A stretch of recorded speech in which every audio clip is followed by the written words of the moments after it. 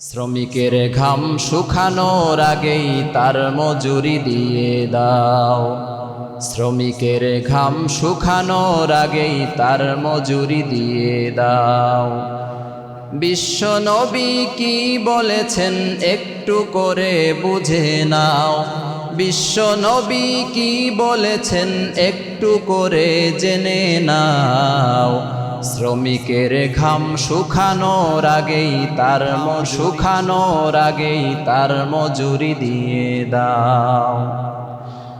শ্রমিকের মূল্যায়নে ইসলামের বিকল্প নাই।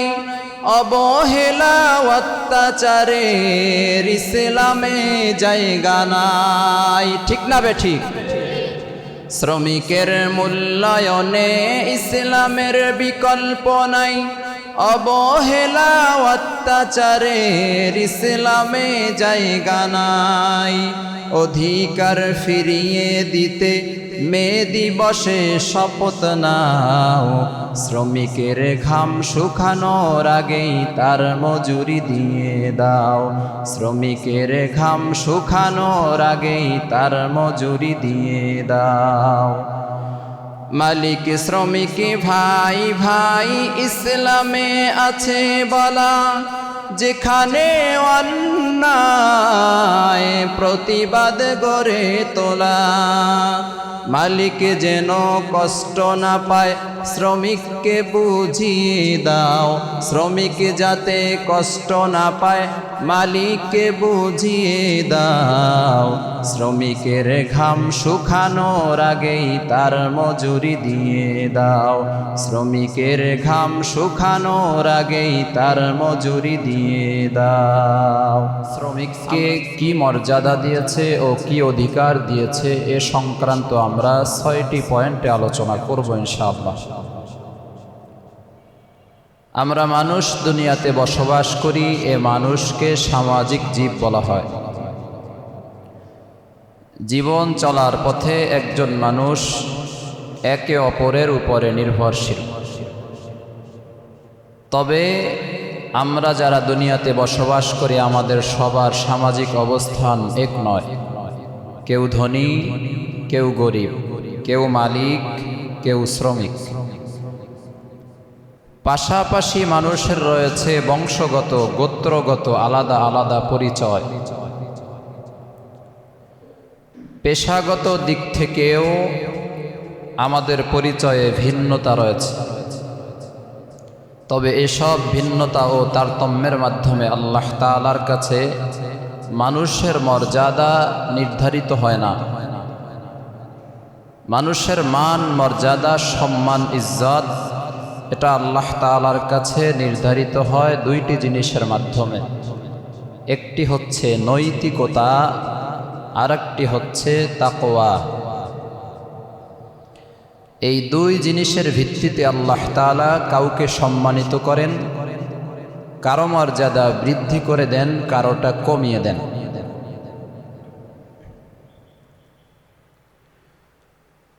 সূরাতুল হুজরাতের ১৩ নম্বর আয়াতের মধ্যে আল্লাহ তাআলা বলেছেন, ইয়া আইয়ুহান নাসু ইন্না খালাকনাকুম মিন যাকারিন ওয়া উনসা। আল্লাহ দুনিয়ার সমস্ত মানুষদেরকে ডাক দিয়েছেন। আল্লাহ বলেছেন, হে মানুষ, আমি তোমাদের সকলকে এক পুরুষ ও এক নারী হতে সৃষ্টি করেছি। ওয়াজআলনাকুম শুউবান ওয়া ক্বাবাইলা লিতাআরাফু।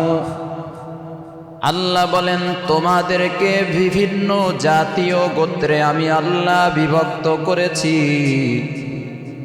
কেন আমি আল্লাহ তোমাদেরকে জাতে গোত্রে, বিভিন্ন বংশে কেন আমি আল্লাহ তোমাদেরকে বিভক্ত করলাম? যাতে করে তোমরা একে অপরকে সহজে চিনতে পারো। দুনিয়ার মধ্যে আল্লাহ তাআলা অসংখ্য অগণিত মানুষ সৃষ্টি করেছেন। আল্লাহ বংশগতভাবে আমাদেরকে বিভক্ত করেছেন।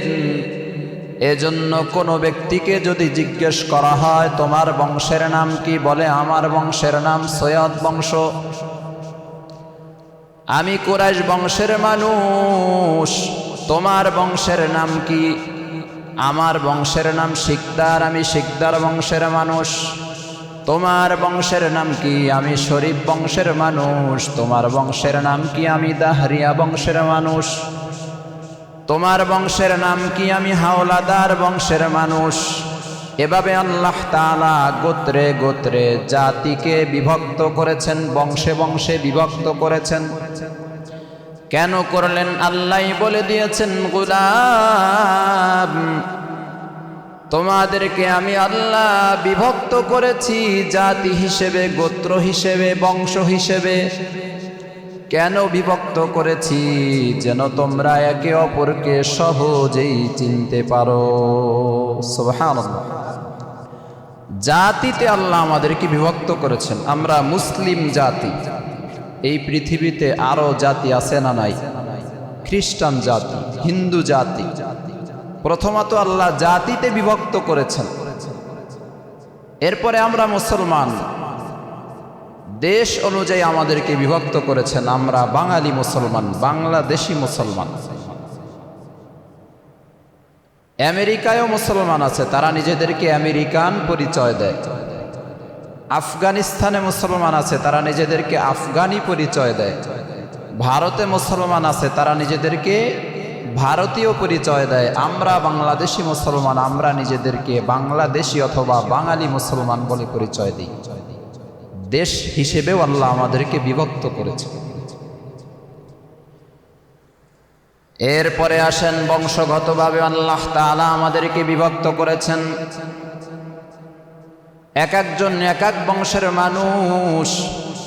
বংশীয় ভাবে যদি বিভক্তি না থাকতো তাহলে আমরা সহজে চিনতে পারতাম না, প্যাচ লেগে যেত।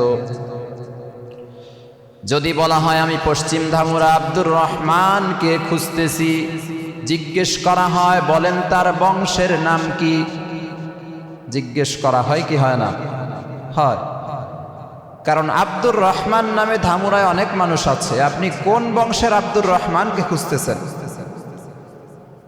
যখন বলা হয় যে আমি সৈয়দ বংশের আব্দুর রহমানকে খুঁজতেছি, বের করা সহজ না কঠিন? সহজ। বংশের নাম বলে দিয়েছে। বংশের নাম যখন বলা হয় মুহূর্তেই আমাদের ব্রেন সেই দিকে চলে যায় যে এই নামে অমুক বংশে কোন ব্যক্তি আছে। সম্মানিত হাজিরিন, আল্লাহ তাআলা এটাই বলে দিয়েছেন, হে দুনিয়ার মানুষ, আমি আল্লাহ তোমাদেরকে বিভক্ত করেছি, বংশ পরম্পরায় তোমাদেরকে বিভক্ত করেছি, জাতি হিসেবেও বিভক্ত করেছি। বিভক্ত করলাম তোমাদের সহজ করার জন্য, তোমরা যেন একে অপরকে সহজে চিনতে পারো। আল্লাহ বলেন, ইন্না আকরামাকুম ইনদাল্লাহি আতকাকুম, প্রকৃতপক্ষে তোমাদের মাঝে আল্লাহর কাছে সর্বাপেক্ষা বেশি মর্যাদাবান সে ব্যক্তি, যে ব্যক্তি তোমাদের মাঝে সর্বাপেক্ষা বেশি আল্লাহওয়ালা। বংশের কারণে আল্লাহ মর্যাদা বাড়িয়ে দেন নাই। দেশ আলাদা হওয়ার কারণে মর্যাদা আল্লাহ বৃদ্ধি করেন নাই।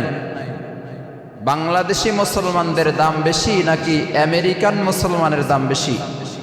না, এই দেশ অনুযায়ী আল্লাহ মর্যাদা কমান নাই, বাড়ান নাই। যে যেই দেশের মুসলমান হোক তাতে কিচ্ছু আসে যায় না। আল্লাহ মর্যাদা বৃদ্ধি করেছেন দুটি কারণে। এক নাম্বার হচ্ছে ওই ব্যক্তির মধ্যে নৈতিকতা আছে কিনা। বুঝছি নৈতিকতা আছে কিনা, এটা হচ্ছে এক নাম্বার। দুই নাম্বার, এই ব্যক্তির মধ্যে আল্লাহ ভীতি আছে কিনা, অন্তরে তাকওয়া আছে কিনা। তাকওয়া থাকলে তার মর্যাদা আল্লাহর কাছে আছে, যদিও সে বাংলাদেশের একেবারে প্রত্যন্ত গ্রাম অঞ্চলে জন্মগ্রহণ করুক, তাতে কোনো সমস্যা নেই। কিন্তু আমেরিকান সিটিজেন, আমেরিকায় তার জন্ম হয়েছে কিন্তু তার হৃদয়ের মধ্যে তাকওয়া নেই, আল্লাহর ভয় নেই, খোদাভীতি নেই, ওই ব্যক্তির কাছে আল্লাহর মর্যাদা নেই। সম্মানিত হাজিরিন, স্বর্ণের চামচ মুখে নিয়ে জন্মগ্রহণ করলেও তার মর্যাদা আল্লাহর কাছে বেশি হবে না। আল্লাহ তাআলা বলে দিয়েছেন, তোমাদের মধ্যে সব থেকে বেশি মর্যাদাবান ওই ব্যক্তি যার হৃদয়ের মধ্যে আছে আল্লাহর ভয়, যার হৃদয়ের মধ্যে আছে তাকওয়া, খোদা ভীতি, যার হৃদয়ে আছে আমি আল্লাহ তাআলা, ওই ব্যক্তিকে সম্মানিত বানিয়েছি। সুবহানাল্লাহ। তাহলে মানুষের দাম, মর্যাদা আল্লাহর কাছে কোন জিনিসের মাধ্যমে বাড়ে?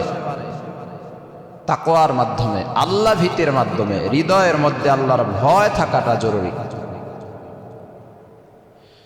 সম্মানিত উপস্থিতি, যে কোনো পেশার লোক সম্মানের পাত্র, কেননা সমাজ জীবনে প্রতিদিনই আমরা বিভিন্ন পেশার লোকদের মুখাপেক্ষী হই। তাছাড়া বিভিন্ন পেশার মানুষ, যেমন শ্রমিক, মজুর, চালক, শিক্ষক, চিকিৎসক, ব্যবসায়ী, জেলে, দর্জি, তাঁতি সহ সকল পেশার মানুষ সমাজ বিনির্মাণের গুরুত্বপূর্ণ অংশ। বংশমর্যাদা বেশি হওয়ার কারণে নরমাল বংশের লোককে আমরা অবজ্ঞা করতে পারবো না, কারণ এ সমাজ বিনির্মাণে সবার অবদান রয়েছে। একজন প্রফেসরের যেমন অবদান আছে, একজন শিক্ষকের যেমন অবদান আছে, একজন কুলিরও অবদান আছে, একজন সুইপারেরও অবদান আছে। এটা আমাদেরকে ভালো করে বুঝতে হবে। ব্যক্তির চেয়ার অনুযায়ী এক ব্যক্তির মর্যাদা বেড়ে গেল আর এক ব্যক্তির মর্যাদা কমে গেল, এই চিন্তা করে, এই বিবেচনায় আমরা সমাজ থেকে কাউকে বাদ দিতে পারবো না। খুব বেশি মনোযোগী হই, একটু চিন্তা করি। পরিষ্কার পরিচ্ছন্ন কর্মী যদি আমাদের দেশে না থাকতো, তাহলে আমাদের দেশের রাস্তাঘাট, বাজার সব নোংরা হয়ে যেত না? সুইপার যদি না থাকতো, বাড়িওয়ালা, গাড়িওয়ালা, কোটি টাকার মালিক, সুইপার যদি না থাকতো, আপনার ওয়াশরুম যদি পরিষ্কার না করতো, তাহলে দুর্গন্ধে আপনার বাড়িতে টেকা যেত না, আপনার বালাখানা থেকে পায়খানার গন্ধ আসতো।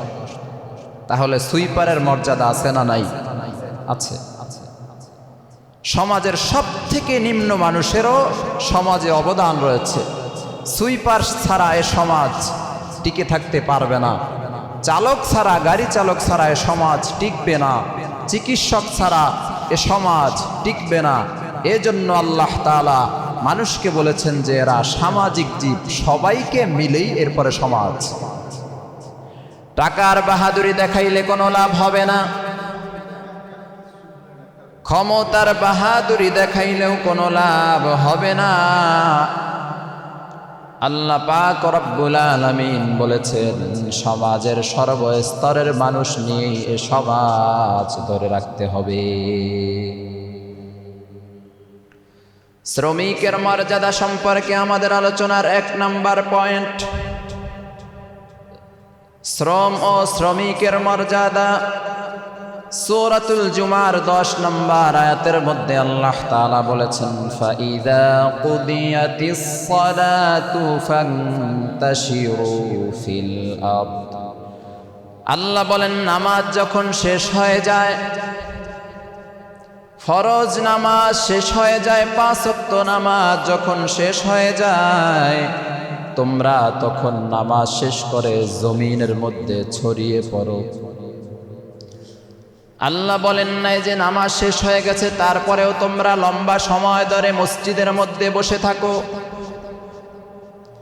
আল্লাহ বলেছেন নামাজ শেষ হয়েছে, ইবাদত কমপ্লিট হয়ে গেছে, এরপরে তোমরা জমিনের মধ্যে ছড়িয়ে ছিটিয়ে পড়ো। কেন ছড়িয়ে ছিটিয়ে পড়বা? আল্লাহ হারামে যেতে বলেন না, আল্লাহ হালালে যেতে বলেছে। যে কৃষক সে জমিনে চলে যাবে, যে চাকরিজীবী সে তার কর্মস্থলে চলে যাবে, যে গাড়ি চালক সে তার গাড়ির উপরে উঠে যাবে, সে চালানো শুরু করবে।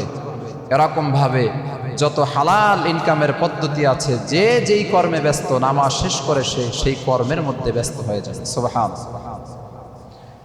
এটাই আল্লাহ তাআলা বলেছেন, নামাজ শেষ তো জমিনের মধ্যে ছড়িয়ে পড়ো আমি আল্লাহর অনুগ্রহ তালাশ করার জন্য। আল্লাহর অনুগ্রহ কোনটা? রিজিক হলো আল্লাহর অনুগ্রহ, আল্লাহর দয়া। আল্লাহ যাকে রিজিক দেন সে রিজিক ভক্ষণ করতে পারে, আল্লাহ যাকে রিজিক দিবেন না কোটি টাকার মালিক হওয়ার পরেও সে রিজিক খেতে পারবে না। সামনে খাবার সাজানো থাকে কিন্তু খাওয়ার ক্ষমতা নাই, ডাক্তার বলে দিছে তুই খাবি তো মরবি, আছে না নাই? রিজিক আমাদের সামনে থাকে, আমরা ভক্ষণ করতে পারছি না, কারণ এই রিজিক আমার সামনে থাকলেও এই রিজিক আমার জন্য বরাদ্দ আল্লাহ রাখেন নাই। সম্মানিত উপস্থিতি, ইসলাম শ্রম ও শ্রমিকের সর্বোচ্চ মর্যাদা দিয়েছে। জীবিকা অন্বেষণকে ইসলাম উত্তম ইবাদত হিসেবে আখ্যায়িত করেছে। as-সুনানুল কুবরা লিল বাইহাকি নামক কিতাবের 1695 নম্বর হাদিসে বর্ণিত হয়েছে, তলাবু কাসবিল হালালি ফারিদাতুন বা'দাল ফারিদাহ। নবী বলেন হালাল রিজিক অন্বেষণ করা ফরজ নামাজের পরে, ফরজ ইবাদতের পরে অন্যতম একটি ফরজ ইবাদত। সুবহানাল্লাহ। নামাজ শেষ হয়ে গেছে, এরপরে রিজিক তালাশ করা, শ্রম দেওয়া,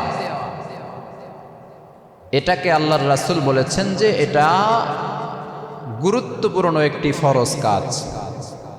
অনেক মানুষ আছে রিজিকের তালাশে নামে না, পায়ের উপরে পা দিয়ে বসে থাকে যে রিজিক অটোমেটিক চলে আসবে। অটোমেটিক রিজিক চলে আসার জন্য আল্লাহ কি পায়ের উপরে পা রেখে বসে থাকতে বলেছেন, না রিজিক তালাশ করতে বলেছেন? এই বিষয়টা আমরা অনেকে বুঝতে চাই না, বলে আল্লাহ ভরসা, আল্লাহ ভরসা করে বসে থাকে।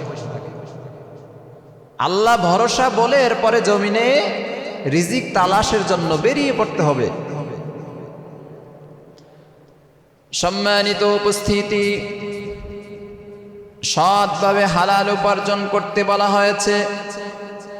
সৎভাবে হালাল উপার্জন করা আল্লাহ তাআলার খুবই পছন্দনীয় একটি আমল। সত্যবাদী ব্যবসায়ীর ফজিলত সম্পর্কে সুনানে তিরমিজি শরীফের 1209 নম্বর হাদিস বর্ণিত হয়েছে, আত-তাজিরু সুদুকুল আমিন মা'আন নাবিয়্যিনা ওয়াস-সিদ্দীকিনা ওয়াশ-শুহাদা। নবী বলেন সত্যবাদী ও বিশ্বস্ত ব্যবসায়ী যারা, সৎ ব্যবসায়ী যারা, এই সমস্ত ব্যবসায়ীরা আখিরাতে নবীগণের সাথে, সিদ্দিকগণের সাথে, শহীদগণের সাথে একই সাথে উঠে একই কাতারে আল্লাহর জান্নাতে প্রবেশ করবে। সুবহানাল্লাহ।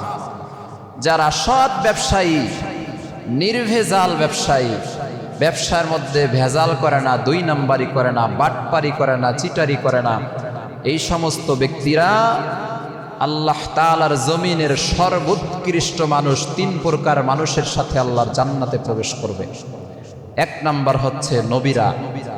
নবীদের সাথে খাঁটি ব্যবসায়ী যারা, সত্যিকারের ব্যবসায়ী যারা, সৎ ব্যবসায়ী যারা, এরা কিয়ামতের মাঠে উঠবে। সুবহানাল্লাহ।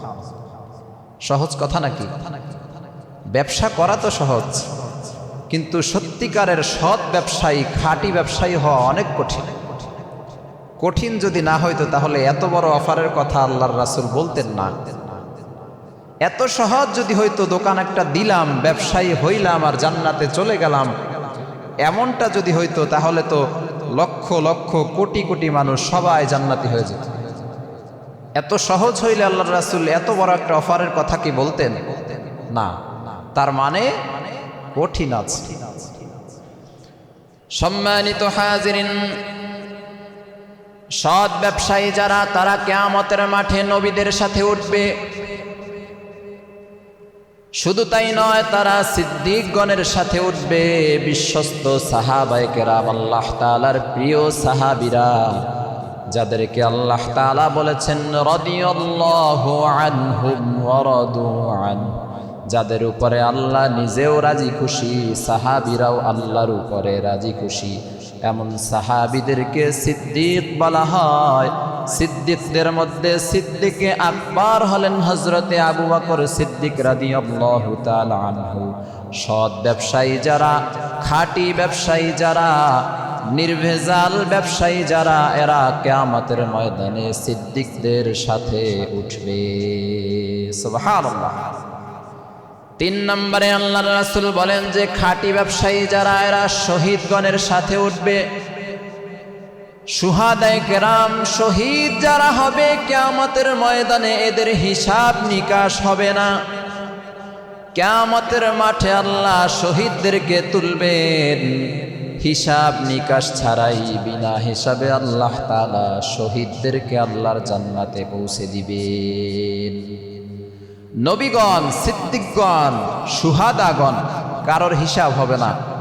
এদের সাথে উঠবে কারা? ব্যবসায়ীরা, সৎ ব্যবসায়ী। সৎ ব্যবসায়ী হওয়া কঠিন ব্যাপার।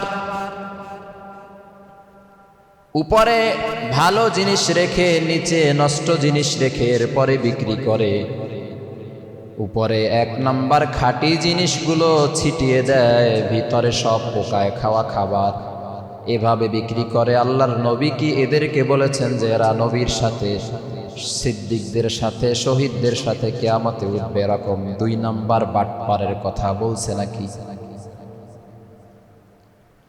সম্মানিত হাজিরিন, কোরবানি চলে এসেছে। কোরবানির আগ মুহূর্তে দেখা যাবে গরুর মুখ দিয়ে পাইপ দিয়ে এরপরে প্রচুর পরিমাণে খাবার পাম দিয়ে ভিতরে ঢুকাবে, গরুর স্বাস্থ্য মোটা তাজা করবে, এমনভাবে পাম দিবে, এমনভাবে খাবার দিবে। অনেক সময় দেখা যায় কোরবানির দিন আসার আগেই গরু দুনিয়া থেকে বিদায় নিয়ে চলে যায়।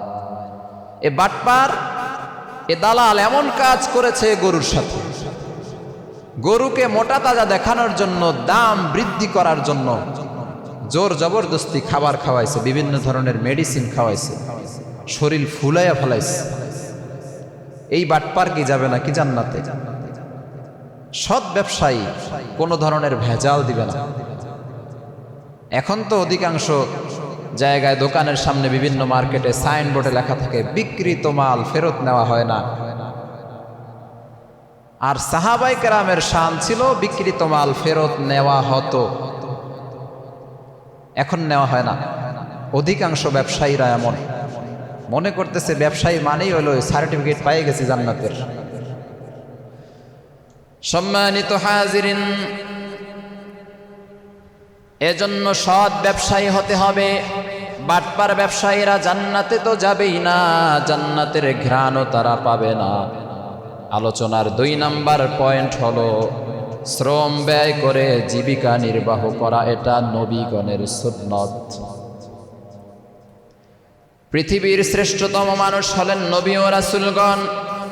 যুগে যুগে অসংখ্য নবী ও রাসূল দুনিয়াতে আগমন করেছেন, তারা সকলেই শ্রম দিয়েছেন। নবীগণ শ্রমিক ছিলেন, নবীগণ শ্রমিকের কাজ করেছে। শ্রমিক শব্দটি কখনোই অবহেলা অসম্মানজনক নয়।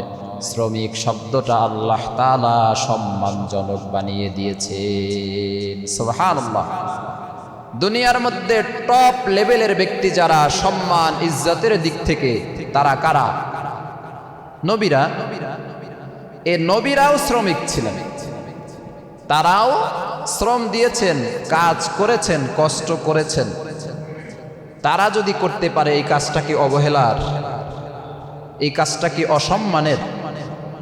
অনেক মানুষ বলে আপনার তো এখন কোটি কোটি টাকা হয়ে গেছে, আপনি কাজ কেন করেন? এটা তো বোকার কথা। কোটি টাকার মালিক হয়ে গেলে সে কি আর কাজ করবে না? সে হাত পা নড়াচড়া করবে না? সে এসির মধ্যে বসে বসে শুধু চেয়ারে বসে বসে ঝিমাবে? কাজ করা এটা তো একটা গুণ।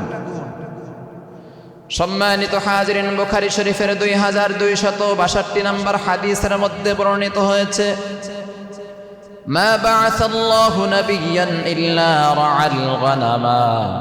রাসূল সাল্লাল্লাহু আলাইহি ওয়াসাল্লাম বলেছেন, আল্লাহ তাআলা যত নবী রাসূল পাঠিয়েছেন সমস্ত নবী রাসূলেরা ছাগল চড়িয়েছেন।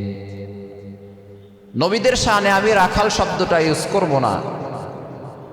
নবীরা ছাগল লালন পালন করেছেন, ছাগল চড়িয়েছেন।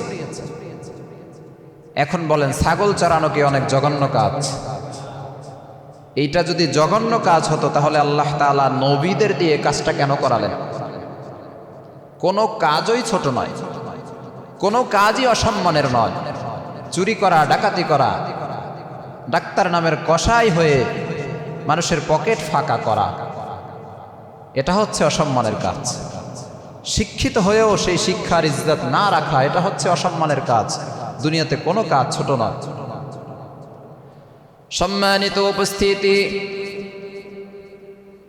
হাদিসের মধ্যে এসেছে ফাকালা আসহাবুহু ওয়া আনতা, সাহাবীরা বললেন ইয়া রাসূলুল্লাহ, ইয়া হাবিবাল্লাহ, সমস্ত নবীরা ছাগল চড়িয়েছেন বুঝলাম, হে নবী আপনিও কি ছাগল চড়িয়েছেন নাকি? সাহাবীদের কৌতূহল জেগেছে, কি বলে নবীরা ছাগল চড়িয়েছে, তাহলে আমাদের নবীও কি ছাগল চড়িয়েছে? প্রশ্ন করা হয়েছে। ফাকালা নাআম, নবী বলেন হ্যাঁ আমিও ছাগল চড়িয়েছি, আমিও ছাগল লালন পালন করেছি, পাহাড়ের চূড়ায় আমিও ছাগল রেখে লালন পালন করেছি। সম্মানিত হাজিরিনের মাধ্যমে বোঝা যায় সর্বশ্রেষ্ঠ মহামানব যিনি, তিনিও ছাগল লালন পালন করিয়েছেন, ছাগল চড়িয়েছেন। তার মানে এ কাজটা কোনোভাবেই অসম্মানের কাজ নয়। এক একজন নবী এক একটা কাজ করেছেন, তারা শ্রম দিয়েছেন। হযরত সালাম কামারের কাজ করেছেন, তিনি বর্ম বানাতেন, বর্ম বানিয়ে বিক্রি করতেন। তাহলে কামারের কাজ এটা কি ছোট কাজ, অবহেলার কাজ? এটা তো আমরা এখন খারাপ হিসেবে দেখি। কয়জন মুসলমান পাবেন যে কামারের কাজ জানে? নাই তো। এখন আমরা কোরবানির চাকু কাদের কাছ থেকে বানাই? এই কাজটাকে অবহেলার দৃষ্টিতে দেখা হয়েছে, যার কারণে মুসলমানদের এ দক্ষতা নেই, এই কাজ তারা করতে চাচ্ছে না। যদি এমন হয় যে তারা অস্ত্র তৈরি করে আমাদের বিপক্ষে ব্যবহার করে, আমাদেরকে যদি অস্ত্র না দেয়, আমাদেরকে যদি কিনতে না দেয়, তখন আমরা কি করব? মানে মুসলমানদের অধপতন যে কত সিস্টেমে হচ্ছে। তারা যদি আমাদেরকে অস্ত্র না দেয়, কিনতে না দেয়, তারা যদি বানিয়ে আমাদেরকে সাপ্লাই না দেয়, কয়েক বছর পর তো গরু জবাই করার জন্য আমরা ছুরি খুঁজে পাবো না। কারণ আমাদের মধ্যে কি এই কাজটা চলমান আছে? কথা বলে না, নাই, থাকলেও খুব কম, কারণ এটাকে খারাপভাবে দেখা হচ্ছে। সম্মানিত হাজিরিন, হযরতে জাকারিয়া আলাইহিস সালাতু ওয়াস সালাম আল্লাহ তাআলার জলিলুল কদর পয়গম্বর, তিনি কাঠ মিস্ত্রি ছিলেন। শুনতে হাসি পায় না? কিন্তু তিনি কাঠ মিস্ত্রি ছিলেন। এত বড় একজন নবী হওয়ার পরে তিনি কাঠ মিস্ত্রি। কাজটা কি ছোট, জঘন্য কাজ? না। নবীদের মাধ্যমে আল্লাহ তাআলা বিভিন্ন কাজ করিয়ে করিয়ে এই উম্মতকে শিক্ষা দিয়েছেন। হাতের মধ্যে চুরি পরে ঘরের মধ্যে বসে থাকবে না। যে কাজই তুমি পারো, যে কাজেই তুমি দক্ষ হও, সে কাজ করতে থাকো, হালাল ইনকামের চেষ্টা করতে থাকো। আল্লাহ তাআলা তোমাকে ওই কাজের মধ্যেই বরকত দিবে। সুবহানাল্লাহ। সম্মানিত হাজিরিন, আমাদের আলোচনার ৩ নাম্বার পয়েন্ট হচ্ছে ইসলামে ভিক্ষাবৃত্তি আছে কিনা? ভিক্ষাকরণ যাইব কি যাইব না? কথা বলে না। এখন ভিক্ষুকের সংখ্যা মুসলমানদের মধ্যে বেশি। অন্য ধর্মের মধ্যে আপনি ভিক্ষুকের সংখ্যা খুব কম পাবেন, খুব কম। কিন্তু মুসলমানদের মধ্যে এটা এখন একটা বিজনেস হয়ে গেছে। মানে ভিক্ষা করাকেও মানুষ ব্যবসা মনে করছে, যার কারণে বাজারে বাজারে, রাস্তাঘাটে, মসজিদের সামনে, বিভিন্ন জায়গায় শুধু ভিক্ষুক আর ভিক্ষুক। পরিপূর্ণ সুস্থ ব্যক্তি সেও ভিক্ষুক। পা ঠিক আছে, পায়ে কোনো সমস্যা নাই, পা রশি দিয়ে বেঁধে এরপরে উপরে একটা বস্তা টস্তা বিভিন্ন কিছু পেঁচাইয়া এরপরে রাস্তার মধ্যে ভান করে শুয়ে আছে, আমার 2টি পাও নাই। এরকম প্রতারক অনেক ধরা পড়েছে। সম্মানিত হাজিরিন, ইসলামিক দৃষ্টিকোণ থেকে ভিক্ষা একটি নিকৃষ্ট কাজ। বুখারী শরীফের 1470 নম্বর হাদিসের মধ্যে বর্ণিত হয়েছে, একজন আনসারী সাহাবী প্যারা হাবিব সাল্লাল্লাহু আলাইহি ওয়াসাল্লামের কাছে এসে বলতেছে, নবীর কাছে এসে বলতেছে, নবী আমাকে কিছু ভিক্ষা দিন। আল্লাহর রাসূল ব্যক্তিকে বসাইলেন, আনসারী সাহাবীকে বসাইয়া বলতেছে, সাহাবী তোমার ঘরে কি কিছুই নেই?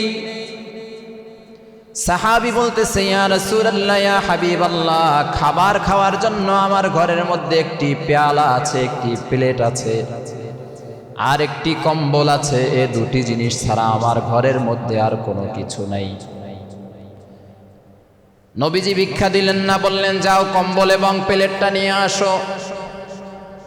সাহাবী বাড়ির মধ্যে গিয়ে কম্বল এবং প্লেট নিয়ে হাজির হয়ে গেছে।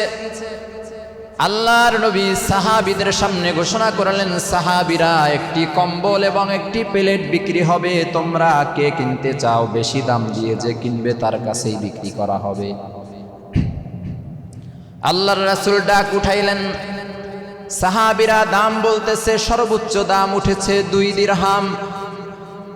2 দিরহামে আল্লাহর রাসূল কম্বল এবং খাবার খাওয়ার পেয়ালাটা, প্লেটটা বিক্রি করে দিয়েছেন। আনসারী সাহাবীর হাতের মধ্যে 2 দিরহাম দিলেন। সাহাবী, যাও যাও, 1 দিরহাম দিয়ে তুমি একটি কুঠার কিনবা। কুঠার চিনছেন তো? বরিশাল্লা ভাষায় হলো কুড়াল। 1 দিরহাম দিয়ে কুঠার কিনবা, আর 1 দিরহাম দিয়ে তুমি তোমার পরিবারের লোকদের জন্য খাবার কিনবা। একদিনের খাবার আজকে কমপ্লিট হয়ে যাবে। 1 দিরহাম দিয়ে কুঠার কিনে তুমি তাড়াতাড়ি আমার সামনে নিয়ে আসো। সাহাবী বাজারে গিয়ে খাবার কিনলেন, কুঠার কিনলেন, কুঠার নিয়ে নবীর সামনে হাজির হয়ে গেলেন। আল্লাহর রাসূল জঙ্গলের একটি গাছ দিয়ে কুঠারের হাতল বানিয়ে দিয়েছে। হাতলটা লাগিয়ে কুঠারটা ভিক্ষুক সাহাবীর হাতের মধ্যে দিয়ে দিয়ে আল্লাহর নবী বললেন, আর কখনো তুই ভিক্ষা করবি না। এই কুঠার হাতের মধ্যে দিলাম, যা জঙ্গলে চলে যা। জঙ্গলে গিয়ে এরপরে কাঠ কেটে কেটে, বাজার আছে, বাজারের মধ্যে গিয়ে বিক্রি করো। সাহাবীকে আল্লাহর নবী জঙ্গলে কাঠ কাটতে পাঠিয়ে দিলেন। সাহাবী কাঠ কাটতে চলে গেলেন। কাঠ কেটে বাজারে বিক্রি করতেছে। 1 দিন, 2 দিন, 3 দিন, 4 দিন, 5 দিন, 6 দিন চলে যাচ্ছে। সাহাবী আর নবীর কাছে আসে না। 15 দিন পেরিয়ে গেছে। 15 দিন পর সাহাবী আল্লাহর নবীর সামনে হাসতে হাসতে উপস্থিত হয়েছে। আল্লাহর নবীর সামনে এসে পকেট থেকে 10 দিরহাম আল্লাহর নবীর হাতে দিয়ে হাসি মুখে বলতেছে, ইয়া রাসূলুল্লাহ, ইয়া হাবিবাল্লাহ, আপনি 15 দিন আগে আমাকে হাতের মধ্যে কুঠার ধরিয়ে দিয়েছিলেন, কাঠ বিক্রি করতে বলেছিলেন। আমি কাঠ বিক্রি করে করে সংসার পরিচালনা করেছি, সংসারের জন্য, লোকদের জন্য খাবার ক্রয় করেছি। সব কিছু কমপ্লিট হওয়ার পরেও, খাবার টাবার সব কিছু হয়ে যাওয়ার পরেও 10 দিরহাম আমার কাছে জমা আছে। সুবহানাল্লাহ। 15 দিনে 10 দিরহাম জমা হয়ে গেছে। পরিবারে খাবার ঠিক মতো চলছে, সব প্রয়োজন মিটে গেছে, তারপরেও 10 দিরহাম বাকি আছে। তাহলে কাজ কোনটা ভালো? ভিক্ষা করা না কর্ম করা? কথা বলে না। কাজ করে খাওয়া এটা উত্তম। সম্মানিত হাজিরিন, সুনানে আবু দাউদ শরীফের 1641 নম্বর হাদিসের মধ্যে বর্ণিত হয়েছে, ওই সাহাবীকে উদ্দেশ্য করে নবী বলেন, হাযা খায়রুল লাকা মিন তাজিআল মাসআলাতু, ভিক্ষা করে বেরানোর চেয়ে জঙ্গলে গিয়ে কাঠ কেটে সেই কাঠ বিক্রি করে তোমার জীবন পরিচালনা করা, এটাই তোমার জন্য বেশি উত্তম। সুবহানাল্লাহ। সাহাবীরা বললেন, ভিক্ষা করা ভালো কাজ না, কাঠ কেটে কষ্ট করে বাজারে বিক্রি করে সেই টাকা দিয়ে পরিবার পরিচালনা করা, এটা তোমার জন্য উত্তম। কেন উত্তম? আল্লাহর রাসূল বলেন, নুকতাতান ফি ওয়াজহিকা ইয়াউমাল কিয়ামাহ, তুমি যে ভিক্ষা করতেছিলা, এই ভিক্ষা করতে করতে তুমি যদি ইন্তেকাল করতা, কিয়ামতের ময়দানে তোমার চেহারার মধ্যে একটি কালো দাগ দেখা যেত, তোমার চেহারা বিশ্রী দেখা যেত। দূর দূরান্ত থেকে কোটি কোটি অসংখ্য মানুষের মধ্য থেকে তোমার চেহারার মধ্যে একটা সাইনবোর্ড দেখা যেত, কালো দাগ। লোকেরা দেখেই চিনতে পারতো এই ব্যক্তি দুনিয়াতে ভিক্ষুক ছিল। ভিক্ষার একটা সাইনবোর্ড, কালো দাগ, বিশ্রী দাগ তোমার চেহারার মধ্যে থাকতো। সাহাবী, তুমি যে আমার কথা মতো কাঠ কেটে জীবন পরিচালনা করেছো, আল্লাহ তাআলা তোমাকে ভিক্ষুকের সাইনবোর্ড থেকে মুক্তি দিয়েছেন, আলহামদুলিল্লাহ। সম্মানিত হাজিরিন, এজন্য কাজ যদি ছোট হয় সে কাজে লেগে থাকতে ধীরে ধীরে আল্লাহ তাআলা ওই কাজের মধ্যে বরকত দিবেন। কাজটা কি হতে হবে? হালাল কাজ হতে হবে। এখন কোনো কাজ পান না, গাজার গাছ লাগাইবেন আর বিক্রি করবেন, বলবেন এটাই আল্লাহ বরকত দিবে। মদের ব্যবসা শুরু করে দিবে, মদের ডিলারি শুরু করে দিবে, এরপরে বলবে এটাই আল্লাহ বরকত দিবে। এ কাজটা হালাল না হারাম? কথা বলে না। কাজ হালাল হতে হবে, তাহলে বরকত আসবে ইনশাআল্লাহ। আলোচনার 4 নম্বর পয়েন্ট হলো শ্রমিকের অধিকার। শ্রমিকের 10টি অধিকার সম্পর্কে আপনাদের সামনে আলোচনা করব। শ্রমিকের সাথে কৃত চুক্তি বাস্তবায়নের প্রতি ইসলাম সর্বোচ্চ গুরুত্ব দিয়েছে। সূরাতুল মায়েদার 1 নম্বর আয়াতে আল্লাহ বলেন, ইয়া আইয়ুহাল্লাযীনা আমানু আউফু বিল উকুদ। আল্লাহ বলেন, হে মুমিনগণ, তোমরা অঙ্গীকার পূর্ণ করো। যারা শ্রমিক তাদের সাথে যে অঙ্গীকার করেছো, চুক্তি করেছো, তুমি যদি এই কয় ঘন্টা শ্রম দাও, আমার কাজ করো, তাহলে তোমাকে এর বিনিময়ে এই কয় টাকা দেওয়া হবে। এই যে তোমরা অঙ্গীকার করেছো, চুক্তিবদ্ধ হয়েছো, এই অঙ্গীকার তোমরা অবশ্যই পূরণ করবা। আল্লাহ বলে দিয়েছে অঙ্গীকার পূরণ করো। শ্রমিকের 1 নম্বর অধিকার হলো সাধ্যের বাহিরে কোনো কাজ মালিক শ্রমিকের উপরে চাপিয়ে দিবে না। সূরাতুল বাকারার 286 নম্বর আয়াতের মধ্যে বর্ণিত হয়েছে, লা ইউকাল্লিফুল্লাহু নাফসান ইল্লা উসআহা। আল্লাহ তাআলা কারো উপর সাধ্যের বাহিরে দায়িত্ব অর্পণ করেন না। যেহেতু আল্লাহ কারো উপরে সাধ্যের বাহিরে বোঝা চাপিয়ে দেয় না, দুনিয়ার মালিকদেরকে আল্লাহ বলতেছে, তোমাদের কর্মচারী যারা আছে, শ্রমিক যারা আছে, তাদেরকেও তাদের সাধ্যের বাহিরে তোমরা কাজ চাপিয়ে দিবে না। বহন করতে পারে 50 কেজির বস্তা, আপনি সেখানে 70 কেজি তুলে দিচ্ছেন। কাজ করার সক্ষমতা রাখে 8 ঘন্টা, আপনি সেখানে 11 ঘন্টা 12 ঘন্টা যুক্ত করে দিচ্ছেন, যে তোর কাজ করতেই হবে। এটা চাপিয়ে দেয়া, এটা জুলুম। তার সাধ্য কেমন সেটা দেখতে হবে, সেই অনুযায়ী কাজ দিতে হবে। মুসলিম শরীফের 1652 নম্বর হাদিসের মধ্যে বর্ণিত হয়েছে, লা ইউকাল্লাফু মিনাল আমালি ইল্লা মা ইউতিকু। নবী বলেছেন, শ্রমিককে সাধ্যের বাইরে কোনো কাজের জন্য তোমরা কষ্ট দিও না। যেটা সে পারবে না, সক্ষম না, সেই পরিমাণ কাজ তোমরা শ্রমিকের উপরে চাপিয়ে দিও না। এই সমাজ অতিরিক্ত কাজ শ্রমিকের উপরে চাপিয়ে দেয় কি দেয় না? শ্রমিকের 2 নম্বর অধিকার হলো যথাযোগ্য পারিশ্রমিক নির্ধারণ করা। 8 ঘন্টা কাজ করলে সে কি পরিমাণ পারিশ্রমিক পেতে পারে সেটা নির্ধারণ করতে হবে। শ্রমিকের অন্যতম একটি হক হলো শ্রম অনুযায়ী তার জন্য যথাযোগ্য পারিশ্রমিক নির্ধারণ করা। তার শ্রমের যেন মূল্যায়ন হয় সেদিকে খেয়াল রাখতে হবে। সূরাতুল হুদের 85 নম্বর আয়াতের মধ্যে আল্লাহ বলেন, ওয়ালা তাবখাসুন নাসা আশিয়াআহুম।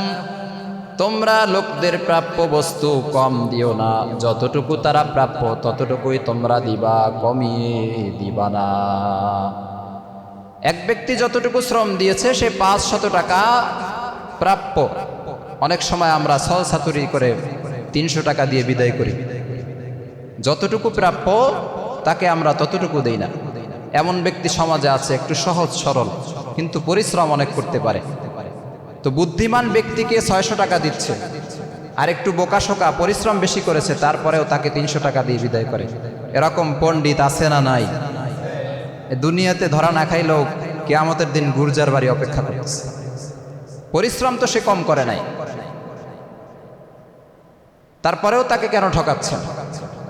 এটার জন্য আল্লাহর কাছে জবাবদিহি করতে হবে। সুনানে আবি দাউদের 4842 নম্বর হাদিসের মধ্যে বর্ণিত হয়েছে, আনজিলুন নাসা মানাজিলাহুম, নবী বলেন তোমরা মানুষকে তার অনুপাতে সম্মান করো, সে যতটুকু সম্মানের যোগ্য তাকে ততটুকু সম্মানই দাও। যতটুকু প্রাপ্য ততটুকু দিতে হবে, সেখান থেকে তাকে মাহরুম করা যাবে না, তার অধিকার ছিনিয়ে নেওয়া যাবে না। শ্রমিকের 3 নম্বর অধিকার হলো যথাসময়ে পারিশ্রমিক পরিশোধ করতে হবে। শ্রমিকের হাতে সময় মতো পারিশ্রমিক তুলে দেওয়া, কোনো ধরনের তালবাহানা না করা। সমাজে এমন অনেক মানুষ আছে যারা তালবাহানা করে, আজ দিব না কাল দিব, কাল দিব না পরশু দিব, এরকম করতে করতে শ্রমিকের মূল্য থেকে তাকে মাহরুম করে। আজ না কাল 15 দিন, 1 মাস, 2 মাস চাইতে চাইতে ক্লান্ত হয়ে শ্রমিক আর ওই মালিকের কাছে টাকা চাইতে যায় না, আছে না নাই? এরকম মাহরুম করতেছে। সুনানে ইবনে মাজাহ শরীফের 2443 নম্বর হাদিসে বর্ণিত হয়েছে, আতুল আজিরা আজরাহু ক্বাবলা আন ইয়াজিফা আরাকুহু, শ্রমিকের গায়ের ঘাম শুকিয়ে যাওয়ার আগে তার পারিশ্রমিক তোমরা দিয়ে দাও। নবী বলে দিয়েছেন, শ্রমিকের ঘাম, শরীরের ঘাম শুকিয়ে যাওয়ার আগে, সে তো কাজ করেছে, তার ঘাম শুকিয়ে যাওয়ার আগে তোমরা তার পারিশ্রমিক প্রাপ্য হাদিয়াটা দিয়ে দাও। শ্রমিকের ঘাম শুকানোর আগেই তার মজুরি দিয়ে দাও। শ্রমিকের ঘাম শুকানোর আগেই তার মজুরি দিয়ে দাও। বিশ্ব নবী কি বলেছেন একটু করে বুঝে নাও। বিশ্ব নবী কি বলেছেন একটু করে জেনে নাও। শ্রমিকের ঘাম শুকানোর আগেই তার মজুরি দিয়ে দাও। ঘাম শুকানোর আগেই তার মজুরি দিয়ে দাও। শ্রমিকের মূল্যায়নে ইসলামের বিকল্প নাই। অবহেলা অত্যাচারের ইসলামে জায়গা নাই। ঠিক না বেঠিক? শ্রমিকের মূল্যায়নে ইসলামের বিকল্প নাই। অবহেলা অত্যাচারের ইসলামে জায়গা নাই। অধিকার ফিরিয়ে দিতে মে দিবসে শপথ নাও। শ্রমিকের ঘাম শুকানোর আগেই তার মজুরি দিয়ে দাও। শ্রমিকের ঘাম শুকানোর আগেই তার মজুরি দিয়ে দাও। মালিক শ্রমিক ভাই ভাই ইসলামে আছে বলা। যেখানে অন্যায় প্রতিবাদ গড়ে তোলা। মালিক যেন কষ্ট না পায় শ্রমিককে বুঝিয়ে দাও। শ্রমিক যাতে কষ্ট না পায় মালিককে বুঝিয়ে দাও। শ্রমিকের ঘাম শুকানোর আগেই তার মজুরি দিয়ে দাও। শ্রমিকের ঘাম শুকানোর আগেই তার মজুরি দিয়ে দাও। আমরা শ্রমিকের প্রাপ্য দিব তো ইনশাআল্লাহ? কথা বলে না। অবশ্যই অবশ্যই শ্রমিকের মূল্য দিব। এটা শুধুমাত্র যে ওই ধান খেতে কাজ করাইলেন এই শ্রমিকের কথা বলা হয় নাই। যে যেভাবে পরিশ্রম করতেছে পারিশ্রমিক পরিশোধ করতে হবে। এক ব্যক্তি গাড়ি চালাচ্ছে, অনেক নেতা আছে গাড়ি থেকে নামার পরে, তুই জানোস না আমি কত বড় নেতা, তুই আমার কাছে ভাড়া চাস? কত বড় সাহস তোর! জানোস না আমি কোন দল করি, মোর দল এখন ক্ষমতায়। তোর গাড়ি একদম পুষ্কুনিতে ফেলাই দেবে। আছে না নাই? দোকানে গিয়ে বাজার কইরা কিসের টাকা চাইতেছিস? তুই জানো না আমি কোন দল করি, আমি কত বড় নেতা, এ সম্পর্কে তোর কোনো ধারণা নাই? কানের গোড়ায় যদি 2টা লাগাইয়ে দেন এরপরে দেখবেন যে টাকা পয়সা দিয়ে এরপরে পালাইছে, নেতা খাতা সব বিদায় হয়ে গেছে। আমাদের অবস্থা হলো আমরা ছাড় দিচ্ছি। এই ছাড় দেওয়ার কারণে কোনো নামগন্ধ যার নাই, কোনো লেভেল যার নাই, সেও আইসা নেতা খাতা দাবি করে এরপরে সমাজটাকে নষ্ট করতেছে, শ্রমিকের অধিকারকে ক্ষুণ্ণ করতেছে। এজন্য সাবধান হতে হবে। শ্রমিকের পারিশ্রমিক আদায় না করার ভয়াবহ অপরাধ রয়েছে। বুখারী শরীফের 2227 নম্বর হাদিসে বর্ণিত হয়েছে, রাজুলুন ইস্তাজারা আজিরান ফাস্তাউফা মিনহু।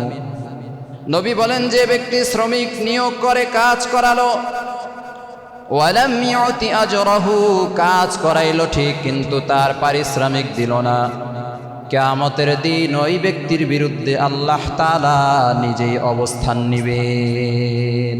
নাউজুবিল্লাহ। কাজ করানোর পরে পারিশ্রমিক না দেওয়া, টাকা না দেওয়া, এই ব্যক্তিদের বিরুদ্ধে কিয়ামতের দিন আল্লাহ নিজেই বিপক্ষে দাঁড়াবে। যার বিপক্ষে আল্লাহ যাবে সে কি জান্নাতে যাওয়া সম্ভব? এজন্য সাবধান। যাদের পারিশ্রমিক মেরে দিয়েছেন ঠিকঠাকভাবে আদায় করে দেন। কাজ করায় এরপরে 9-6 করতে করতে 6 মাস বছর ঘুরে ঘুরে এরপরে টাকা না দিয়ে কোনোভাবে বেঁচে গেলেন, এটা মনে করেন না যে বেঁচে গেছেন, অপেক্ষা করতেছে পরকাল। সম্মানিত হাজিরিন, শ্রমিকের 4 নম্বর অধিকার হলো, শ্রমিকের উপরে কোনো ধরনের জুলুম করা যাবে না। সময় মতো তার বেতন পরিশোধ করে দিতে হবে। ঠিক মতো শ্রমিকের বেতন পরিশোধ না করাও এক প্রকারের জুলুম।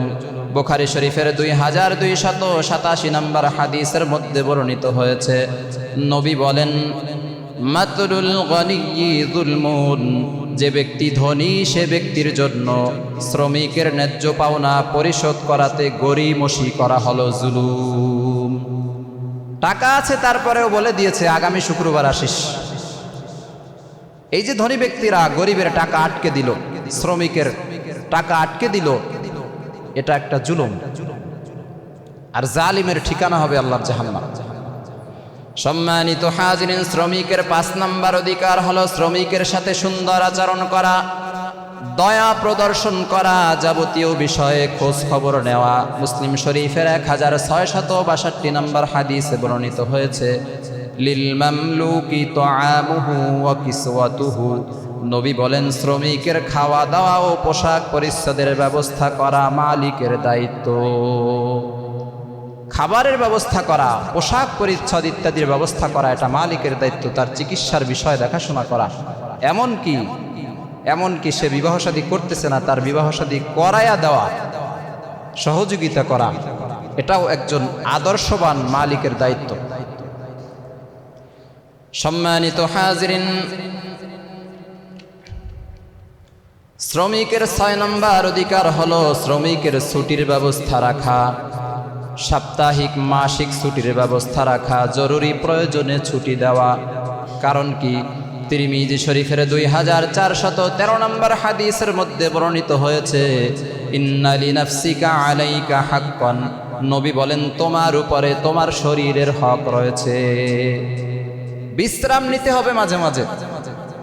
এই বিশ্রাম নেওয়াটা হচ্ছে শরীরের হক, এটা শরীর প্রাপ্য। সারাক্ষণ আপনি যদি কাজ করতেই থাকেন, দিন রাত সেভাবে ঘুমাচ্ছেন না, কাজ করতে করতে করতে করতে এক সময় এমন অসুস্থ হবেন যে বিছানা থেকে আর উঠতে পারবেন না। তো শরীরের কি আছে? হক আছে। শরীরকে রেস্ট দিতে হবে, বিশ্রামে রাখতে হবে মাঝে মাঝে। এরপরে নবী বলেন, ওয়ালি রব্বিকা আলাইকা হাক্কান, তোমার রবের হক রয়েছে। রবের হক হলো 5 ওয়াক্ত নামাজ সহ যাবতীয় ইবাদত করা। শরীরের হক, আল্লাহর হক, এগুলো পালন করতে হলে আপনার ছুটির দরকার আছে না নেই?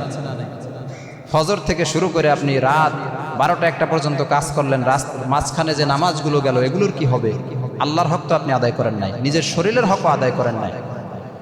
এরপরে নবী বলেন, ওয়ালিদাইফিকা আলাইকা হাক্কান, মেহমানের হক রয়েছে, তোমার আত্মীয় স্বজনের হক রয়েছে, তাদের সাথে দেখা সাক্ষাৎ করবা, তাদেরকে কম বেশি হাদিয়া দিবা, দাওয়াত করে খাওয়াবা। নবী বলেন, ওয়া ইন্না লিআহলিকা আলাইকা হাক্কান, তোমার পরিবারের হক রয়েছে তোমার উপরে। তোমার স্ত্রীর হক রয়েছে, তোমার সন্তানদের হক রয়েছে, স্ত্রীকে সময় দিবা, সন্তানদেরকে সময় দিবা। আপনি সার্বক্ষণিক কাজে ব্যস্ত থাকলে সময় কখন দিবেন? এরপরে নবী বলেন ফাআতি কুল্লাযী হাক্কিন হাক্কাহু, প্রত্যেকের প্রাপ্য হক তোমরা আদায় করে দাও। শরীরের হক, আল্লাহর হক, এরপরে মেহমানের হক, পরিবারের হক, এই 4 প্রকারের হক আমাদের আদায় করতে হবে। এটার জন্য মাঝে মাঝে কাজ থেকে রেস্টে যাওয়া, ছুটির দরকার আছে না নাই? এজন্য কর্মচারী যারা থাকবে এদেরকে অবশ্যই ছুটি দিবেন, মাঝে মাঝে ছুটি দিবেন, দেখবেন মন ফুরফুরা হয়ে যাবে, এরপরে এসে আরো ডাবল কাজ করবে। ছুটি দেয় না, মন খারাপ, ক্লান্ত, এরকম থাকতে থাকতে কাজ আরো খারাপ হয়।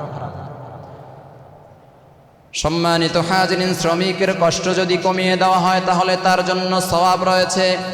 শ্রমিকের 7 নম্বর অধিকার হলো শ্রমিকের গায়ে হাত তোলা বা তাকে গালিগালাজ করা থেকে বিরত থাকতে হবে। মার দেয় মালিক, আছে না নাই? প্রকাশ্যে গোপনে মার দিচ্ছে, গালিগালাজ করতেছে। গালি এটা তো এখন বাংলাদেশে একদম সহজলভ্য হয়ে গেছে। মালিকরা কর্মচারীদেরকে গালি দিতেই থাকে, উঠতে বসতে। এজন্য অনেক কর্মচারীদেরকে দেখা যায় চাকরি ছেড়ে চলে এসেছে। ভাই কি সমস্যা? মা বোন তুইলে এরপরে গালি দিচ্ছে। ওই চাকরির আমার দরকার নেই। এই যে মালিকরা যে অত্যাচার করতেছে, আল্লাহর কাঠগড়ায় দাঁড়াতে হবে। সম্মানিত হাজিরিন,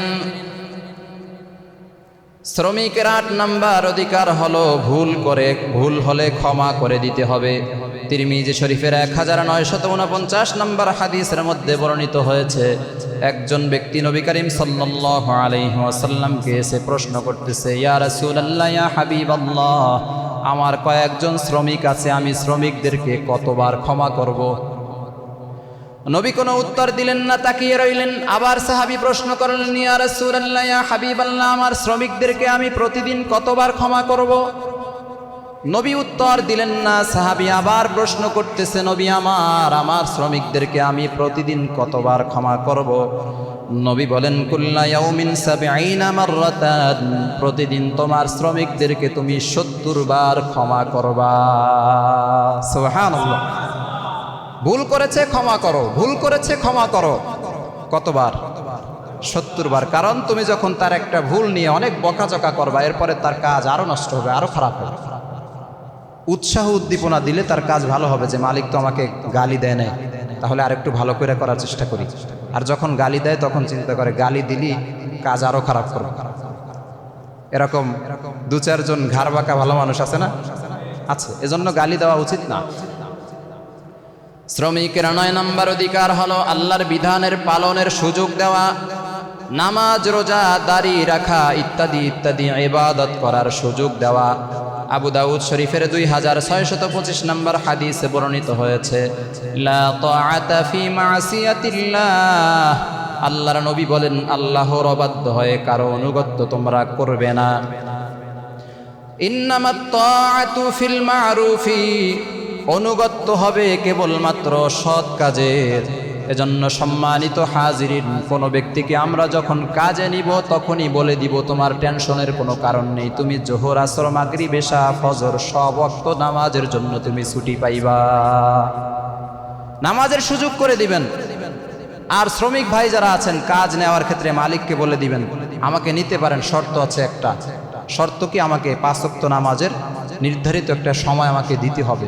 আপনি পারলে আমাকে নেন, নাইলে দরকার নেই। অনেক নাফরমান আছে সমাজে যারা নামাজের সময় দিতে চায় না।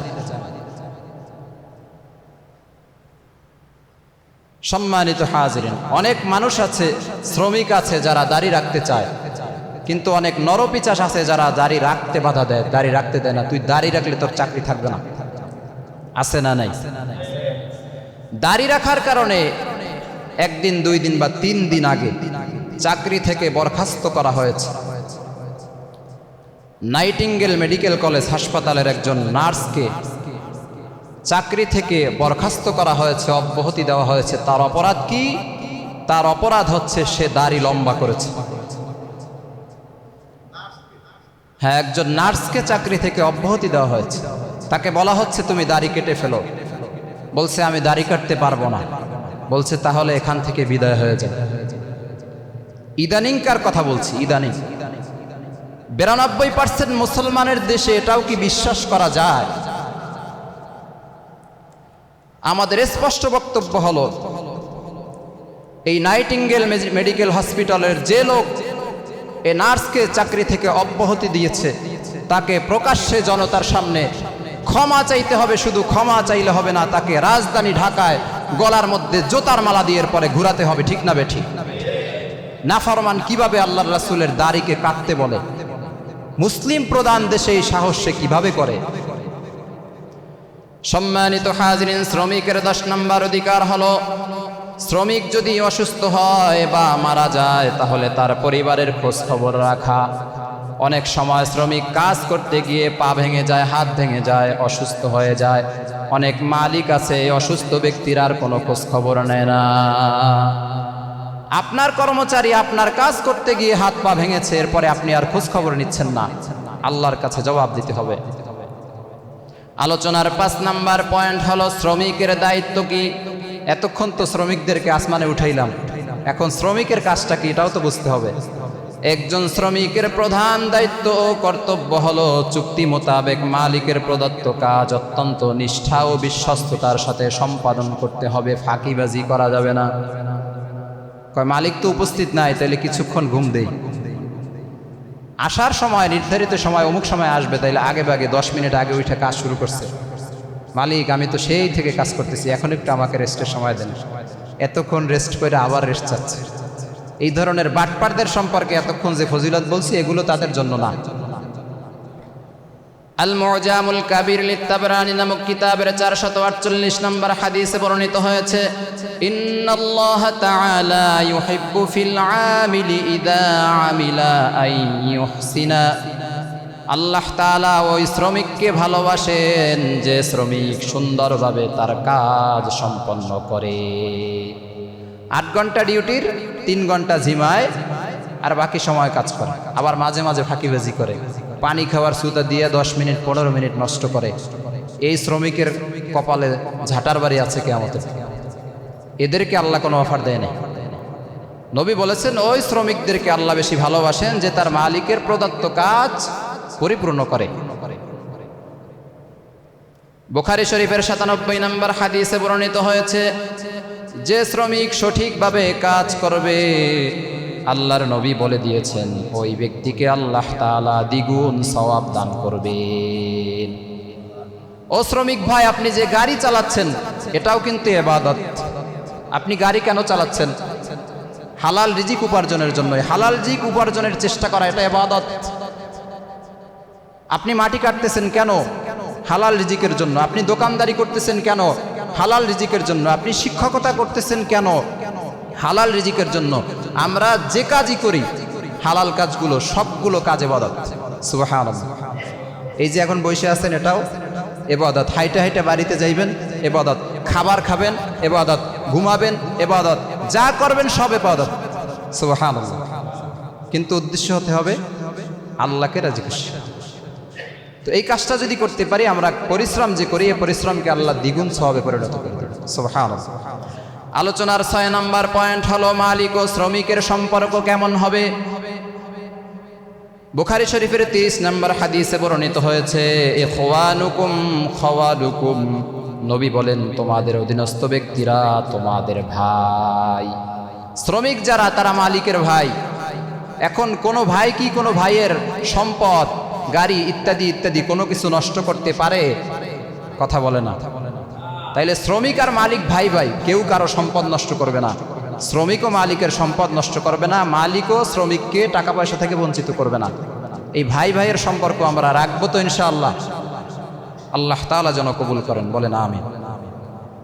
সম্মানিত হাজিরিন, আজকে মে দিবস, আন্তর্জাতিক শ্রমিক দিবস।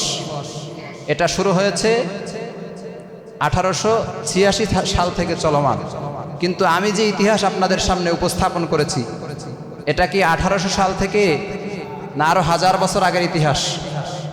তাহলে ইসলাম মর্যাদা দিয়েছে অনেক আগে। আপনারা যে আন্দোলন করেছেন এই আন্দোলন নিয়ে আমাদের কোনো কথা নেই। ইসলাম বহু আগে, আপনাদের এই আন্দোলনের অনেক আগে, 1000 বছর আগে শ্রমিকের মর্যাদা দিয়ে দিয়েছে। আল্লাহ তাআলা আমাদেরকে যেন ইসলামের সেই দিক নির্দেশনা অনুযায়ী মালিক এবং শ্রমিকদেরকে সঠিক পথে পরিচালিত হওয়ার তৌফিক দান করেন। আমিন। ওয়া আখিরু দাওয়ানা আলহামদুলিল্লাহি রাব্বিল আলামিন।